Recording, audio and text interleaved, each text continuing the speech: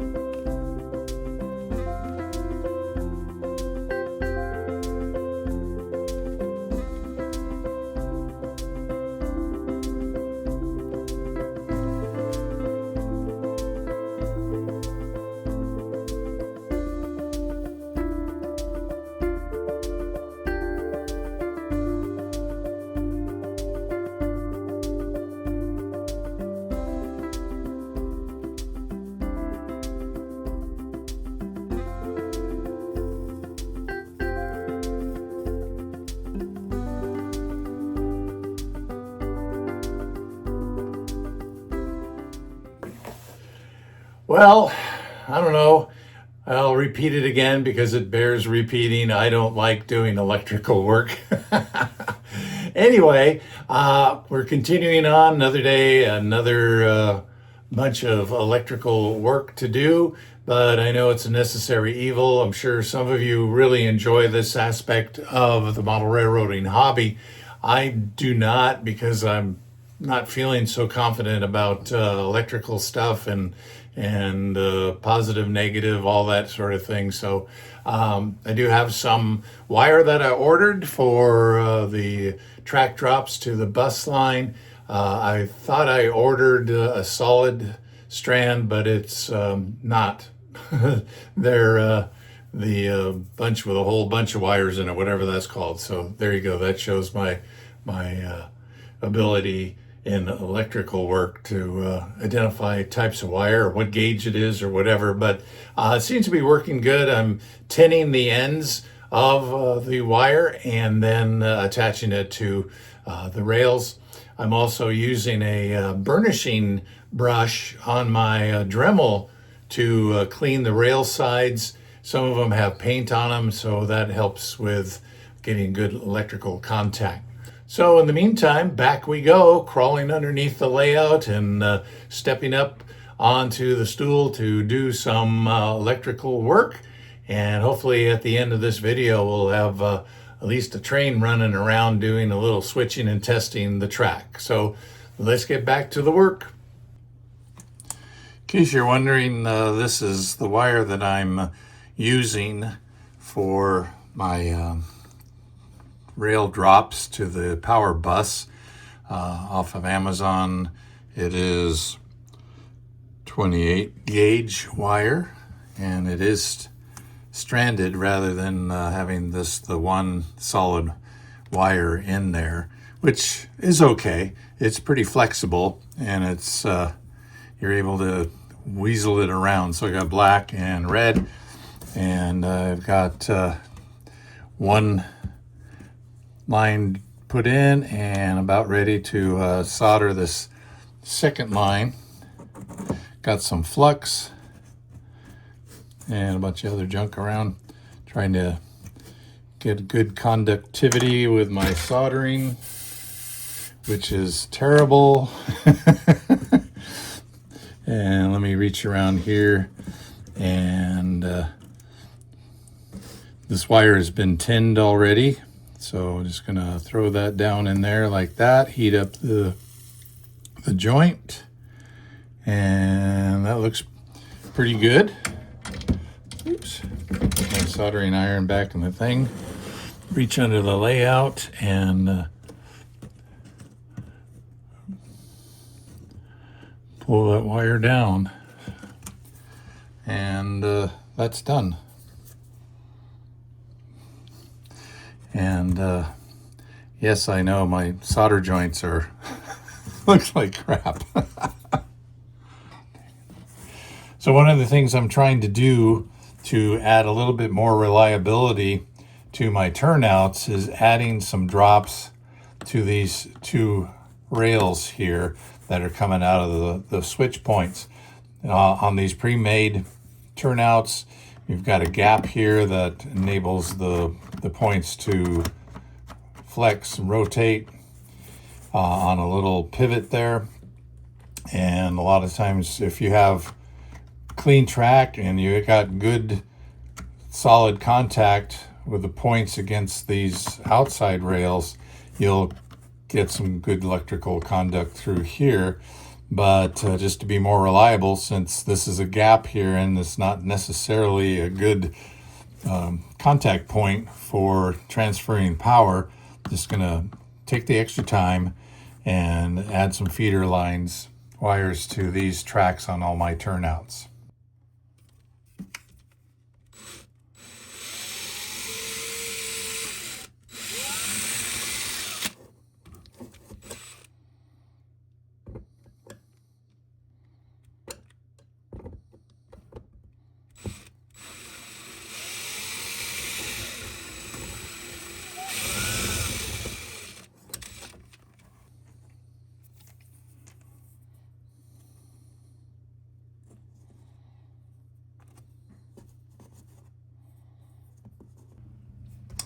And I have built my layout on 4-inch, 3-inch insulation, blue foam, and then some acoustic ceiling tile.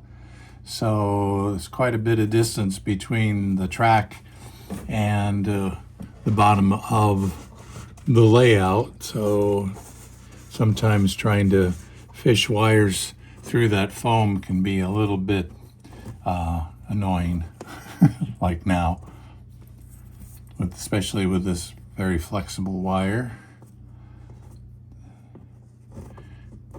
Keep hitting the snag down there.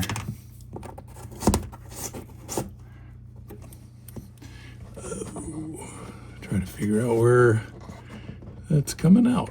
Oh, there it is. Okay. The struggle's real, friends.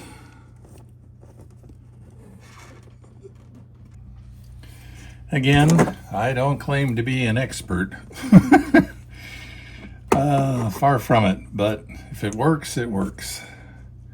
Give it a little bit more extra there, and of course, hands are always in the way, aren't they? It's never easy to do all this stuff alone. As you're doing it by yourself, then you add filming to it, and so I apologize if there's more of the back of my hands than there is of the electric wires. So those are stripped off. I'm going to take a little bit of my flux and just kind of flux capacitor, hit these things A little bit of that, and then let's tin the ends of these wires.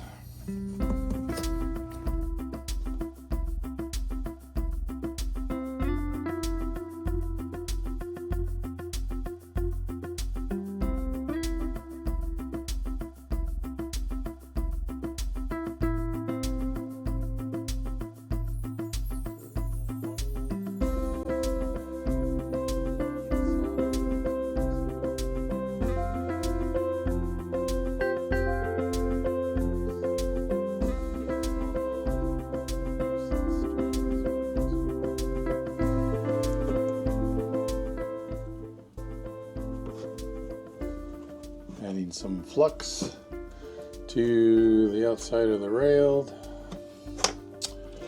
and let's come around in here.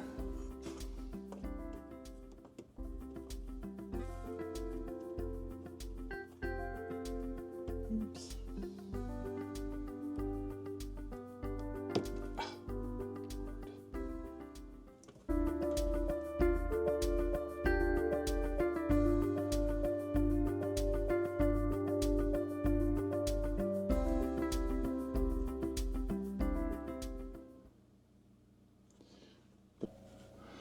Fun part is, once I'm done with this layout, I get to do all this stuff again on my 0-30 layout.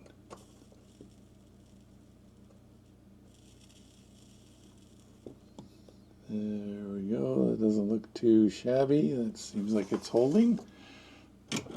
Wow, success on camera. Let's pull these guys down, get them out of the way, and then hook them up to the bus line. There we go. And then after these are all cool and sanded down, I'm coming in here with a little bit of isopropyl alcohol, and we'll wash the flux off of the solder so it doesn't start to, what would you say, corrode the rails and that type of thing. Keep it nice and clean, get that chemical off of there. All right, so on we go to more turnouts, more drop wires, more soldering, more fun. Okay, day 3 of the wiring project of Kawaihae Harbor's yard. Made a little bit of progress yesterday, the time that I had, and the day before. And today I will be continuing to solder up the drops to the bus lines and solder the drops to the rails in the yard. So last night, before I called it quits, I drilled holes and ran the feeder drop lines through the roadbed and had those all ready. So all I have to do today is basically strip the insulation off the wires and do a little soldering. So come on with me and let's finish this project so we can run some trains.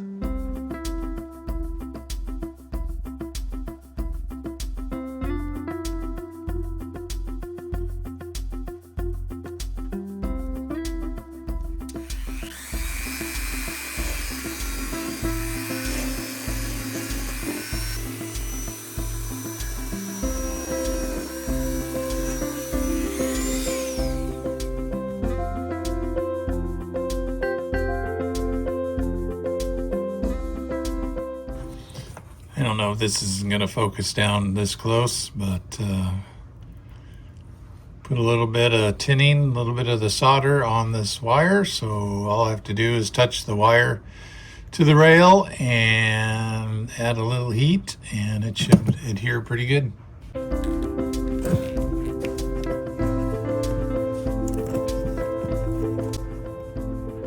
All right, that looks like a not too bad of a solder joint. All right.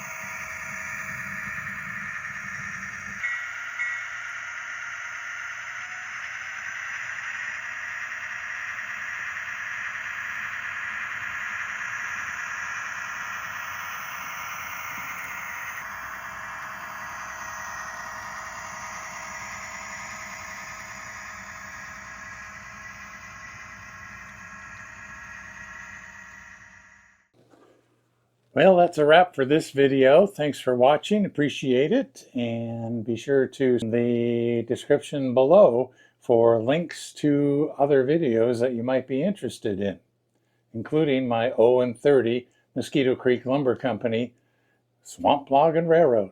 Until then, mahalo and aloha.